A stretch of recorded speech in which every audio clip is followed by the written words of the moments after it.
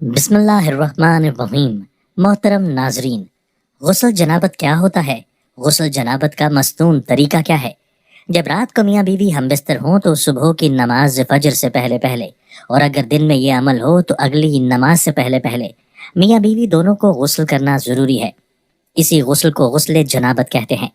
غسل نہ کرنے تک ناپاکی کی حالت میں رہنے کی حالت کو جنابت یا جنبی ہونا کہتے ہیں۔ محترم ناظرین، غسل جنابت کرنے کا مسنون طریقہ درج ذیل ہے۔ سب سے پہلے نیت کر کے بسم اللہ الرحمن الرحیم پڑھ کر دونوں ہاتھ دھوئے جائیں، پھر اعضائے مخصوصہ کو دھویا جائے، خواہ اس پر نجاست لگی ہو یا نہ لگی ہو۔ پھر مکمل وضو کرنا چاہیے۔ پہلے داہنے کندھے پر 3 مرتبہ پانی بہانے کے بعد بائیں کندھے پر 3 مرتبہ پانی بہائیں، اس کے بعد سر پر 3 مرتبہ پانی ڈالیں، پھر رگڑ کر سارے جسمانی اعضاء کو دھو لیں۔ قبلہ رخ غسل نہیں کرنا چاہیے۔ ضرورت سے زائد پانی نہیں بہانا چاہیے۔ تنہائی میں غسل کرنا چاہیے۔ اگر غسل خانہ میں پانی جمع ہو جاتا ہو تو غسل کرنے کے بعد وہاں سے تھوڑا ہٹ کر اپنے پاؤں کو پاک کرنا چاہیے۔ اگر کسی عورت کی چوٹی پہلے سے بندھی ہوئی ہو اور اسے غسل جنابت کی ضرورت پیش آ جائے تو اس پر چوٹی کھولنا لازم نہیں، بلکہ بالوں کی جڑوں تک پانی بہانا کافی ہوگا۔ لیکن اگر بال پہلے ہی سے کھلے ہوئے ہوں تو اب تمام بالوں کو دھونا لازم ہوگا۔ اگر کسی مرد نے شوقیہ لمبے بال رکھ کر چوٹی باندھ رکھی ہو تو غسل جنابت کے لیے اس چوٹی کو کھولنا واجب ہوگا۔ محض بالوں کی جڑوں کو ترک کرنا کافی نہیں ہوگا۔ اگر دانت کھوکھلے ہوں اور ان میں کھانا وغیرہ پھنس گیا ہو یا ناک میں رطوبت بھری ہوئی ہو تو اسے نکالے بغیر بھی غسل صحیح ہے، لیکن بہتر تو یہ ہے کہ دانت اور ناک اچھی طرح صاف کر کے ہی غسل کیا جانا چاہیے۔ اگر ناک میں رطوبت سوکھ کر چپک گئی ہے یا ناخنوں میں آٹا بھر کر سوکھ گیا ہے یا بدن پر کوئی چیز لگی ہے جو کھال تک پانی پہنچنے سے مانع ہے تو ان چیزوں کو صاف کیے بغیر غسل درست نہیں ہوگا۔ جس نے منہ میں مصنوعی دانت کی بتیسی لگا رکھی ہو تو غسل کے لیے بتیسی باہر نکالنا ضروری نہیں ہے۔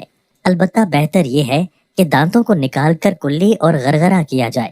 ناظرین، اگر دانتوں کو ہلنے کی وجہ سے سونے یا چاندی وغیرہ کے تاروں سے باندھ دیا گیا ہو یا کھوکھلے دانتوں میں مسالہ بھر دیا گیا ہو تو ان کو نکالنا غسل کے لیے ضروری نہیں ہے۔ محض اوپر سے کلی کرنے سے غسل درست ہو جائے گا۔ تنہائی میں جہاں دوسروں کی نظر پڑنے کا خطرہ نہ ہو وہاں برہنہ ہو کر غسل کرنا درست ہے۔ تاہم اگر اس وقت بھی تہبند وغیرہ باندھ کر غسل کریں تو زیادہ بہتر ہے۔ غسل خانہ اگر کچا ہے اور اس میں پانی جمع ہو جاتا ہو تو وہاں پیشاب کرنا مکروہ تحریمی ہے۔ احادیث طیبہ میں اسے نسیان اور وساوس کا سبب بتایا گیا ہے۔ غسل خانہ اور بیت الخلاء میں بلا ضرورت بات چیت نہیں کرنی چاہیے، لیکن اگر ضرورت پڑ جائے تو بات چیت کی اجازت ہے، مگر کسی ضروری بات کا جواب دینا ہو تو یہ منع نہیں ہے۔ ناف کے سوراخ کے اندر پانی بھر جانا غسل کی تکمیل کے لیے ضروری ہے۔ غسل کے شروع میں باقاعدہ وضو کرنا مسنون ہے، لیکن اگر وضو کے بغیر غسل کر لیا جائے تو اب بعد میں وضو کی ضرورت باقی نہیں رہتی، اسی لیے کہ تمام اعضاء پر پانی پہنچ جانے کی وجہ سے طہارت کبریٰ کے ساتھ طہارت صغریٰ بھی حاصل ہو جاتی ہے۔ محترم ناظرین، نماز جمعہ اور عیدین کے لیے غسل کرنا مسنون ہے، اور یہ سنت صحیح قول کے مطابق نماز سے قبل غسل کرنے ہی سے حاصل ہو جاتی ہے۔ اگر عید اور جمعہ ایک ہی دن پڑھے جائیں اور اس روز غسل جنابت کی بھی ضرورت ہو تو ایک ہی غسل سے جمعہ اور عید کی سنتیں بھی ادا ہو جائیں گی، لیکن ثواب کے حصول کے لیے سب کی نیت کرنا ضروری ہے۔ حج اور عمرہ کا احرام باندھتے وقت اور میدان عرفات میں زوال کے بعد حاجی کے لیے غسل کرنا مسنون ہے۔ حضرت ابو ہریرہ رضی اللہ تعالی عنہ بیان کرتے ہیں، رسول اللہ صلی اللہ علیہ وآلہ وسلم نے فرمایا، کیا میں تمہیں ایسا عمل بتاؤں جس کے ذریعہ اللہ خطائیں معاف کر دیتا ہے اور درجات بلند کرتا ہے؟ تو صحابہ کرام رضوان اللہ علیہم اجمعین نے عرض کیا، کیوں نہیں، اللہ کے رسول صلی اللہ علیہ وآلہ وسلم ضرور بتائیں۔ تو حضور نبی کریم صلی اللہ علیہ وآلہ وسلم نے فرمایا، ناگواری کے باوجود مکمل طور پر وضو کرنا، مساجد کی طرف زیادہ قدم چل کر جانا اور نماز کے بعد دوسری نماز کا انتظار کرنا، یہی سرحدی چھاؤنی کی حفاظت ہے۔